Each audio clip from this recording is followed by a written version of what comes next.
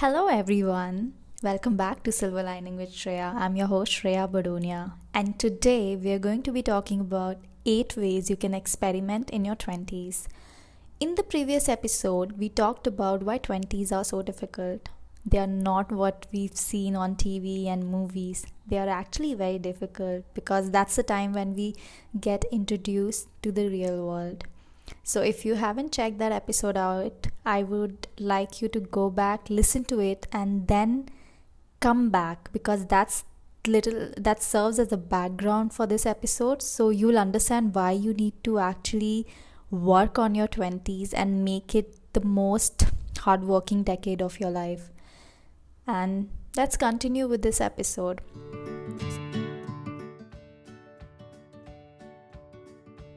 So, the first way you can experiment in your 20s is to get comfortable being uncomfortable.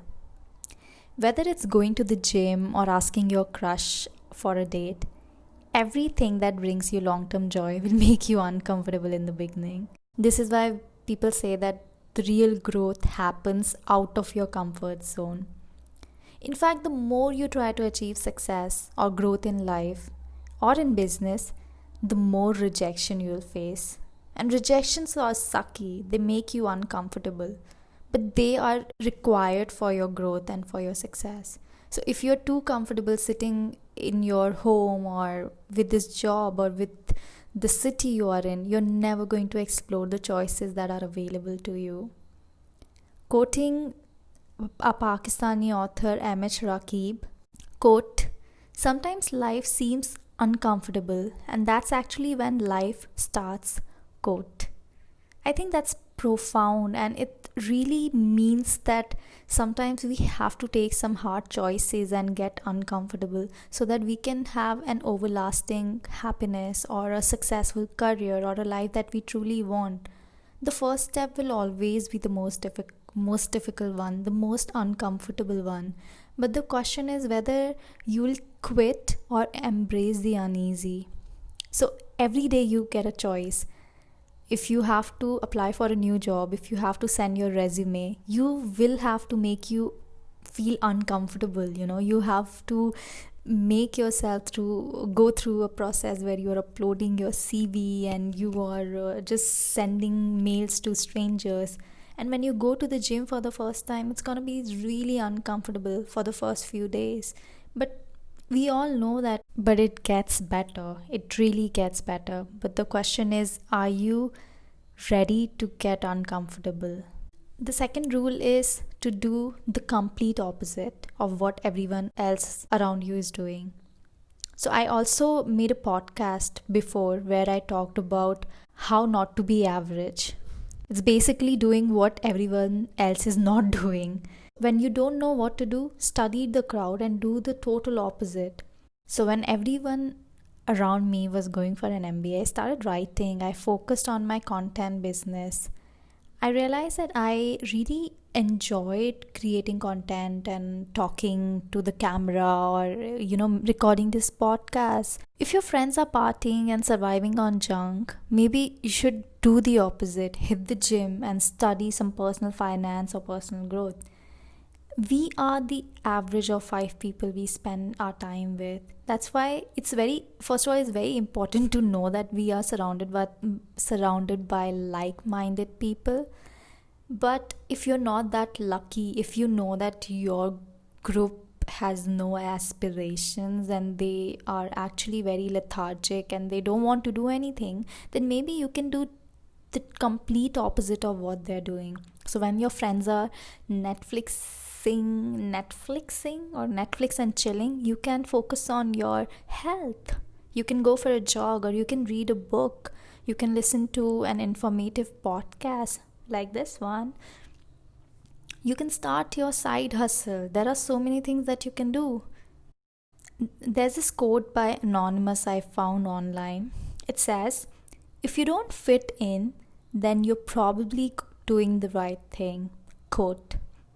I so agree with this because our society has primed us to do what everyone else is doing. So if one person starts getting married, Now everyone is asking you, when are you getting married, Shreya? When are you getting married? And it just becomes a bandwagon of people doing the same thing that one person has done. So I don't know if you might find it uh, absurd, but I don't like doing what everyone else is doing. I will always take the road less traveled. It includes reading books that nobody is reading, so that you're exposed to the information that is not available to everyone. It means talking to people no one is talking to, and it means doing things that nobody is doing. It's pretty simple. The third thing that you can do is network like you're collecting votes. I know this US election, it's still going on. I've been keeping an eye on it for the past 2 days, and there's no result. People are actually counting per vote. It's insane. Anyway, so you have to network like you're collecting votes, and maybe in the future you will be. It might be for your, if you want to start your career in politics or to build your business. You will need investors, you will need people to work for you. Trust me, you need networking. No matter where you go, no matter who your dad is, everyone needs a strong network to support them when they need. It's never too early to build a tribe of people who are interested in topics and matters as you do. So, when I started writing on Quora, I had no purpose. I was just, sharing my stories, and I was just being myself and blogging. I had no idea that I'll be building an audience for myself. And this audience, this network that I created, helped me get into Bangalore Insider, helped me get a speech at NIT Trichy. It got me some crazy projects, and it got me some clients. So it's insane how this networking works, because it's like a snowball effect. You talk to one person, and then this one person knows another person, and then 10 different people, and vice versa. It's insane. And I think the sooner you start, your future self is going to thank you so much. Don't miss any opportunity to talk to people, because your network is going to get you your next job or introduce you to the next investor. I see that so often, because I think most of us are introverts and we feel really shy, but that's when I think extroverts have a plus point here. But I'm telling you, if you want to be successful, if you want to do anything, you have to network. You have to. It's not just important for your professional life, but even for your personal life. When our parents are looking for right matches for us, it's actually through networking that they are going to get the right match. So think about it and network. The fourth one, this is my personal favorite: document your journey. The power of content is at an all time high, especially because of this pandemic and everything shifting to online technology. Every company is a media company first, and it's been written on Insider. Gary Vee has talked about it. It's all over the internet. Content is the next currency, and I'm not even bragging about it. Even if you don't know what you want to do, you have no clue what channel you want to start, or what blog you want to write, or a book that you might want to write, or whatever it could be. Documenting your journey through blogs are going to leverage you in your professional career. You don't have to be the Bhuvan Bam, or you don't have to be the Matt Diavella of YouTube, or the Joe Rogan of podcasts. You just have to share your story. I think that's how it started for me. I was not teaching people about anything. I was just sharing my college stories and my problems with the world. And it started compiling, and it compounded into something really big for me, that now people know me because of that. And it has given me jobs, it has given me some amazing international projects. It has given me a name. People know me because I started documenting my journey. This is not to brag, but give you a real life experience. And the best part, it attracts like-minded people. So when I was writing about personal development and self-love, then people who were into that industry and people who were talking about self-love and all of that, they started interacting with me, and that's how made some of my closest friends. It's amazing how this works. And in case you get lucky, any of your content pieces go viral, you can always pivot your game plan and build a sustainable business around it. If you still don't understand the power of content and internet, I think it's high time you spend more time studying it. One more thing that we are going to implement in, I think it's had already started in India, I'm not really sure, but video series are already on the rise. Your online presence matters more than you know. The first thing a person does after receiving your CV, after getting your proposal, is to check you on social media. So they're gonna go to LinkedIn, they're gonna see your profile, and if they like it, then they will call you for an interview. So they need to see that the person we are hiring has opinions. They have solid information about things they are passionate about. It could be anything. So start recording, start documenting your journey, and there are already enough material available on my YouTube channel and on this podcast to help you out. The fifth way you can invest in your 20s is to invest in people. I know you're online at least 2 hours a day and you have so many internet friends, and you like being friends with who look amazing, who have 10k followings and all of that. But this is the time when you need to know who are these people who are going to stick with you. This is a time when you leave your school friends, you get your college friends, and then you get your office friends, and now there are so many people in your life and so little time that you can't even handle 3 or 4 friends at once. So I know it sounds harsh, but you need to pruning is the process where you cut down so that you can focus on the important part. Finding people who love you and appreciate you is rare. As we grow old and get busy with our lives, we sideline our social life. You may find hundreds of people online who call you their friend, and you can add them on your Instagram close friend list or whatever, but most of them will disappear when you need them.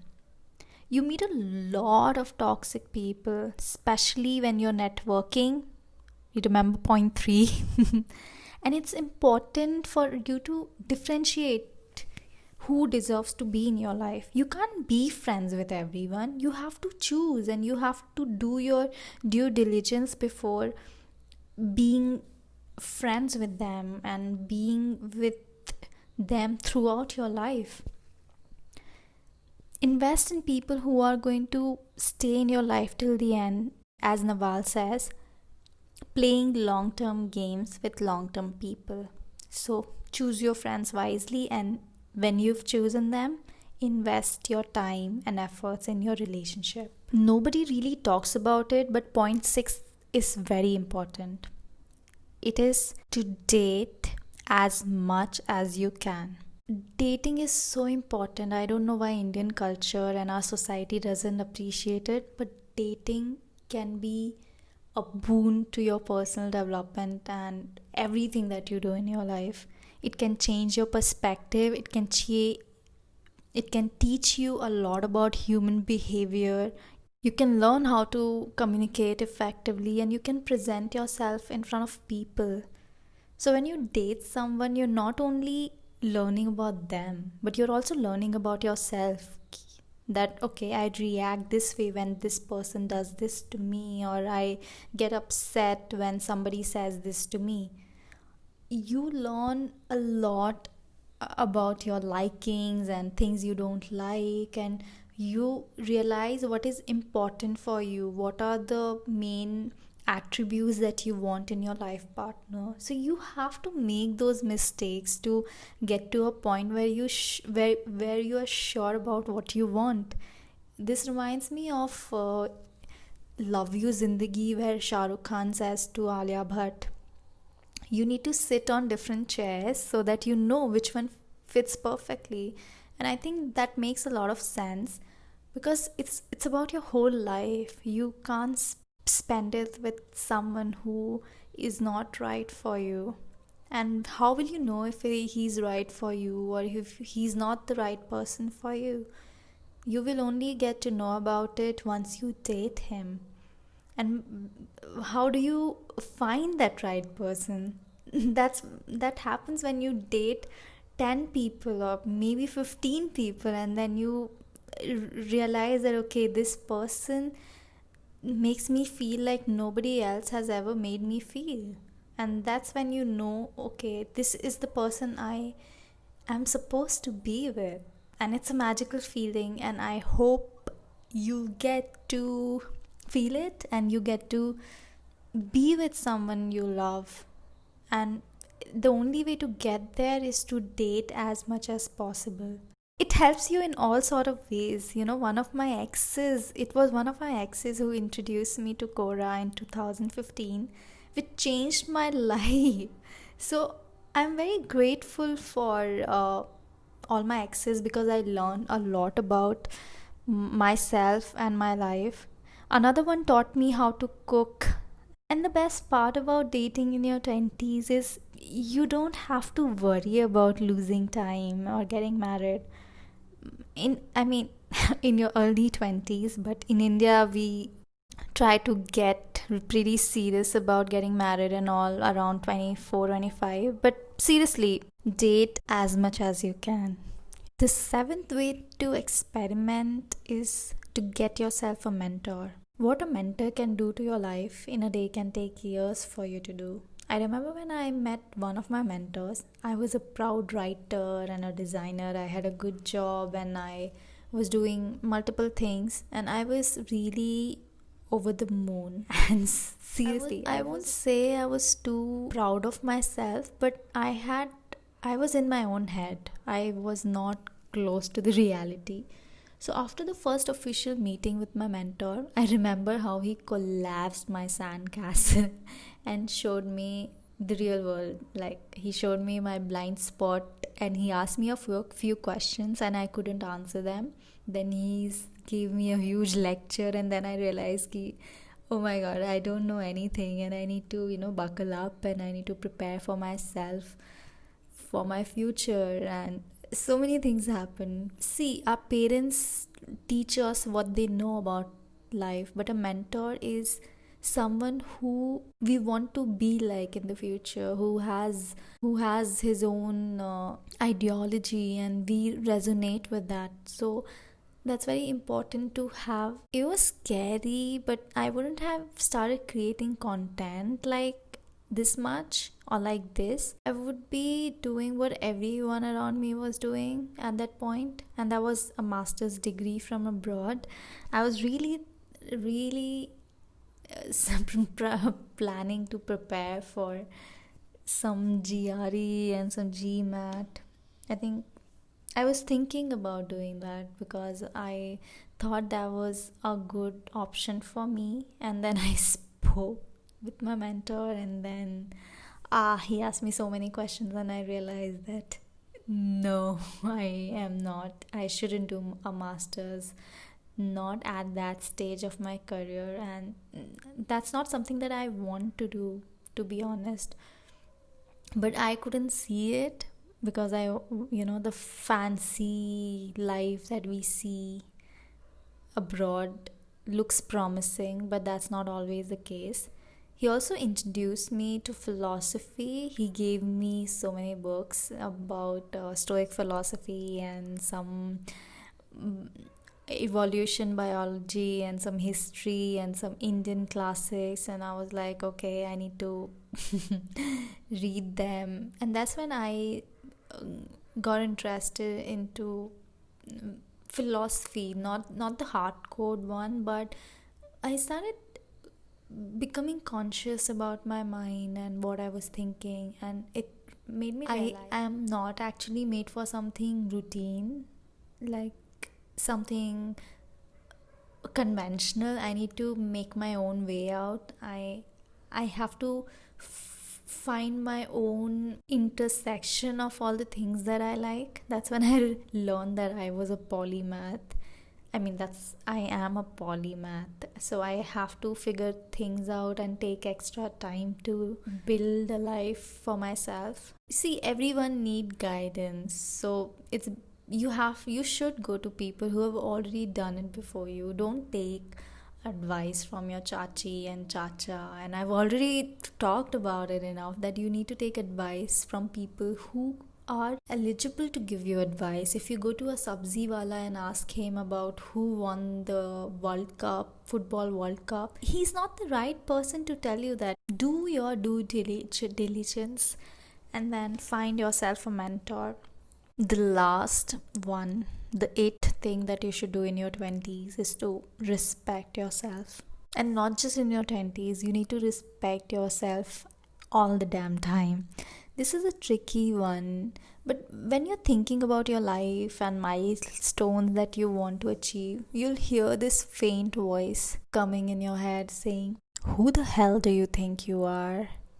Oh, I hate that voice. That voice will try to stop you. It will strangle you in the name of imposter syndrome. I know that because I deal with imposter syndrome so much. Sometimes I feel like I am a sucky writer, or why am I even recording a podcast when nobody's listening, or my voice is not good, or I look weird in the videos, and it just goes on. But you've got to remember that that voice is inversely proportional to how strong you are. That voice gets weaker and weaker when you start treating yourself right. So it's very important to respect yourself and be friends with the right voice in your head. This is what self-love is all about, the inner dialogue that's going on in your head. It starts to fade when you fall in love with yourself, because your dialogue, your conversation with yourself changes once you respect yourself. You would not call yourself a loser if you respect yourself, right? So that's how everything that you think in your mind or that you talk to yourself changes when you start to build that positive relationship with yourself. And nobody will even tell you this, but if you don't believe in who you are and in your capabilities, if you don't work hard to build a life that you envision for yourself, nobody is going to do that for you. People are always trying to pull you down. So you need to know what you deserve. You need to have the courage to go after it. And that only happens once you start respecting yourself. Your 20s are going to make you crazy. The ups and downs are often ignored. But if you experiment enough and immerse yourself into the wide ocean of learnings and discovering, you'll carve your own way. And that's what you are supposed to do. Don't follow the crowd. Make the crowd follow you. So, happy adulting, guys. Let me know if you found this helpful. And trust me, if you like these episodes, please share them on your Instagram stories. Tag me. Share them on LinkedIn. Tag me. I really need to see them because sometimes I feel like nobody's listening. So I would really like if you share it with your friends and tell me how you like it, or if you have any specific requests that you want me to cover. I would be more than happy to make a podcast for you on that. So, happy adulting. I'll see you in the next episode.